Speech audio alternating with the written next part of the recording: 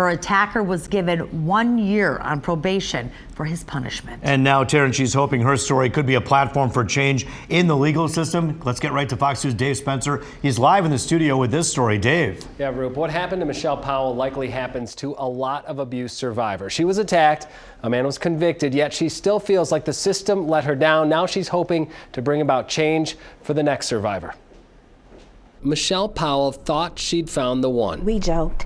It was the 4th of July and sparks flew. But those sparks extinguished and were replaced. It's sort of the honeymoon phase, and then they explode. Biggest explosion came in August of 2018. He came at me that night just in a vicious, just blacked out anger. Her on and off again boyfriend attacked. And then he began to hit me repeatedly in my face. Michelle went to police, showed them the injuries, and a warrant was issued. However, he wasn't arrested until 6 months had passed. In that time, she also filed a personal protection order, which he violated, and was given a probation of 14 days. And when it came time to go to trial for the abuse, during trial, he was found guilty by a jury. Rashad Hendricks, guilty of a misdemeanor, aggravated domestic violence. The judge sentenced him to 1 year probation. A sentence she feels did not fit the crime. The process needs to be examined in both the police department and in the courts.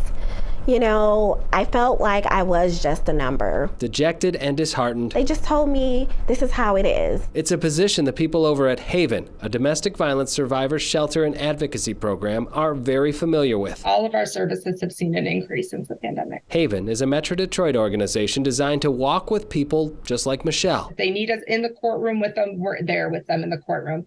If they just need us to kind of go over paperwork, then we'll just go over that paperwork. But Haven isn't a lobby group, so despite the fresh wounds seen and unseen, Michelle says she is determined to create change. I'm just trying to keep the perspective of turning my pain into a purpose. Hoping the right person will listen to her story and share her passion. Perhaps they will examine and evaluate the current laws that are in place. For others out there, there is help and it's free. The crisis hotline at Haven is 248-334-1274. A crisis can be that you just need somebody to talk through something with, and we're there to just safety plan. Now, we did speak with the Wayne County Prosecutor's Office, who says the 1 year sentence of probation is appropriate for the misdemeanor conviction. He is also ordered not to have any contact with the victim for that time period. Taryn?